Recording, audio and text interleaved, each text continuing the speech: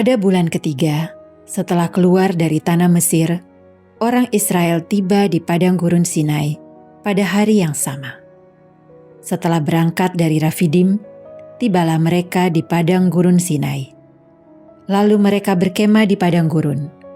Orang Israel berkemah di sana, di depan gunung Sinai. Bersabdalah Tuhan kepada Musa, "Sesungguhnya aku akan datang kepadamu dalam awan yang tebal, dengan maksud supaya dapat didengar oleh seluruh bangsa apabila aku berbicara dengan dikau, dan juga supaya mereka senantiasa percaya kepadamu." Lalu Musa menyampaikan jawaban bangsa itu kepada Tuhan. Maka bersabdalah Tuhan kepada Musa, "Pergilah kepada bangsa itu, suruhlah mereka menguduskan diri hari ini dan esok, dan mereka harus mencuci pakaiannya. Menjelang hari ketiga mereka harus bersiap-siap, sebab pada hari ketiga Tuhan akan turun ke gunung Sinai di depan mata seluruh umat." Dan terjadilah pada hari ketiga, pada waktu fajar, guntur gemuruh dan kilat menyala-nyala. Awan tebal meliputi gunung, dan terdengarlah bunyi sangkakala yang sangat keras, sehingga gemetarlah seluruh bangsa di dalam perkemahan. Lalu Musa membawa bangsa itu keluar dari perkemahan untuk menjumpai Allah. Mereka berdiri di kaki gunung. Gunung Sinai ditutupi seluruhnya oleh asap, karena Tuhan turun ke atasnya dalam api. Asapnya membumbung seperti asap dapur, dan seluruh gunung sangat gemetar. Bunyi sangkakala kian lama kian keras. Musa lalu berbicara, dan Tuhan menjawabnya dalam guru. Tuhan lalu turun ke atas gunung Sinai, ke puncak gunung itu. Lalu Tuhan memanggil Musa ke puncak gunung, dan Musa pun naik ke atas puncak itu. Demikianlah sabda Tuhan. Syukur kepada Allah. Kepadamulah pujian selama segala abad. Kepadamulah pujian selama segala abad. Terpujilah Engkau Tuhan Allah leluhur kami. Kepadamulah pujian selama segala abad. Terpujilah namamu yang mulia dan kudus. Kepadamulah pujian selama segala abad.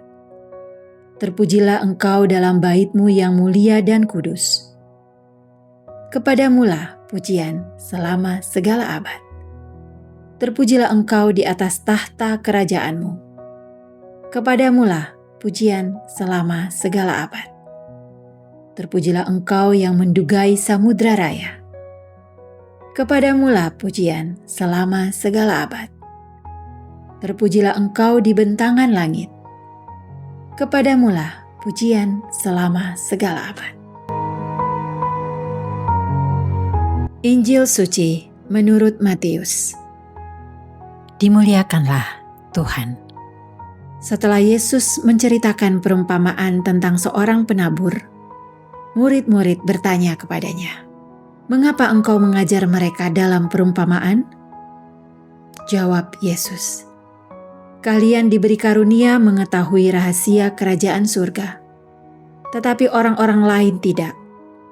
Karena barang siapa mempunyai, akan diberi lagi, tetapi barang siapa tidak mempunyai, maka apapun yang ada padanya akan diambil juga. Itulah sebabnya aku mengajar mereka dengan perumpamaan, karena biarpun melihat, mereka tidak tahu, dan biarpun mendengar, mereka tidak menangkap dan tidak mengerti. Maka pada mereka genaplah nubuat Yesaya yang berbunyi, 'Kalian akan mendengar dan mendengar lagi, namun tidak mengerti. Kalian akan melihat dan melihat lagi, namun tidak menanggap.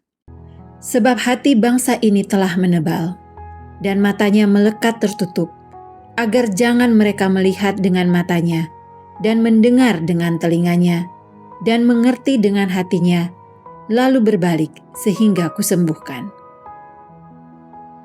Akan tetapi, berbahagialah mata kalian sebab melihat, berbahagialah telinga kalian sebab mendengar. Sebab aku berkata kepadamu, sesungguhnya banyak nabi dan orang benar ingin melihat apa yang kalian lihat, tetapi tidak melihatnya. Dan ingin mendengar apa yang kalian dengar, tetapi tidak mendengarnya. Demikianlah sabda Tuhan. Terpujilah Kristus. Dalam perjalanan Yesus menuju Yerusalem, Ia selalu menyempatkan diri untuk mengajar orang-orang yang ada di sekitarnya. Yesus mengajar menggunakan banyak perumpamaan dengan maksud agar mereka dapat mengerti apa yang disampaikannya. Yesus tidak pernah memaksa orang untuk mengikuti ajarannya. Meski demikian, ada banyak orang berbondong-bondong mendengarkan ajaran Yesus.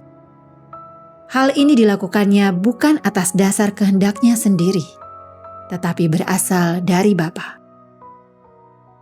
Kita sebagai umat beriman, apakah sudah membuka hati dan pikiran untuk siap menerima pewartaan Yesus melalui orang-orang di sekitar kita?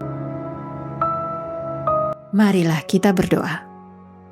Allah Bapa yang Maha Kuasa, Engkau telah bersabda dengan perumpamaan agar hati kami memahami misteri penyelenggaraan ilahi-Mu. Semoga rahmat perjamuan kudus ini membuka hati kami agar dapat melihat kehadiran-Mu dalam diri sesama, dan kelak kami Kau jadikan layak menikmati sukacita abadi. Dengan pengantaran Kristus Tuhan kami.